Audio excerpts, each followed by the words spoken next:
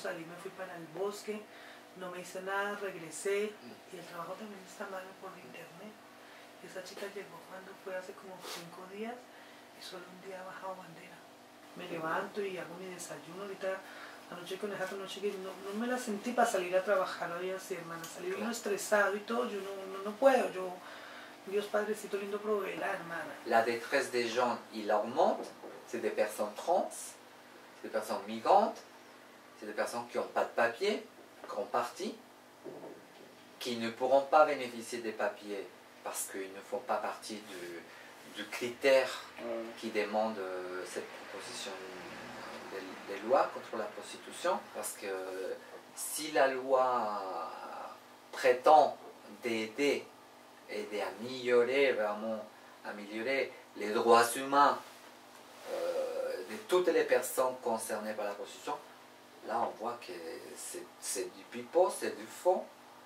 C'est du faux parce que la loi elle entrera en vigueur qu'à partir de l'année prochaine, au moment qu'il sera vraiment voté et sorti au journal officiel.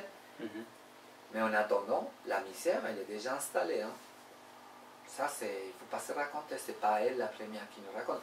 Et tu vois que dans sa tête, elle n'est pas bien. Alors, pour les personnes qui sont sans papier, sous 10 ans, il va avoir un titre ce jour, sous 10 ans de 6 mois, à condition que dans les 6 mois, la personne aille trouver un emploi, l'apprentissage de la langue, tous les critères comme demande l'offre.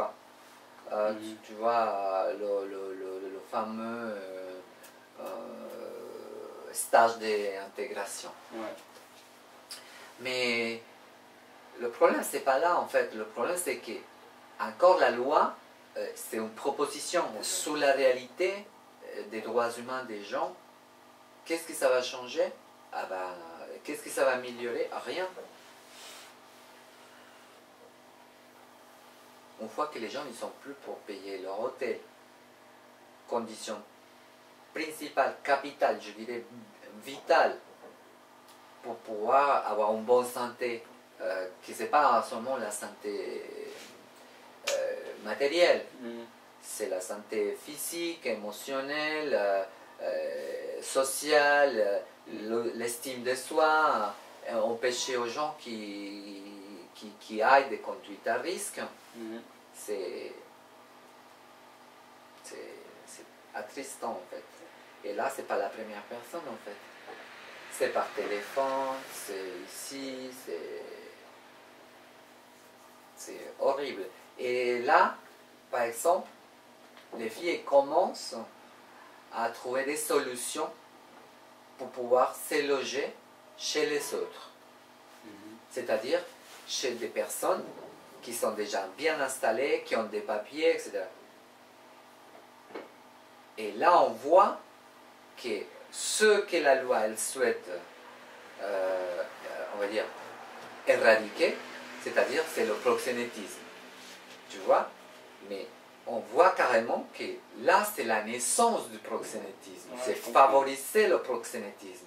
Parce que ces filles, elles sont maintenant conditionnées. Avant, elles pouvaient payer leur hôtel, et c'était indépendante. Ils faisaient ce qu'elles voulaient. Aujourd'hui, sans papier, sans la possibilité d'avoir un appart, parce que tu sais qu'il y a des conditions pour avoir un appartement, bah, les autres, ils profitent, donc ils deviennent des proxénètes à cause de cette proposition de loi. Et les filles sont prêtes à payer, et sont prêtes à travailler même pour les gens. Ils commencent pour dire que oui, on va partager les frais. Mais après, s'il y a un pass, s'il y a un deuxième pass, bah là, il faudra donner de l'argent de la passe. Et, tu vois, c'est tout un système qui va se déclencher tout seul. Donc voilà.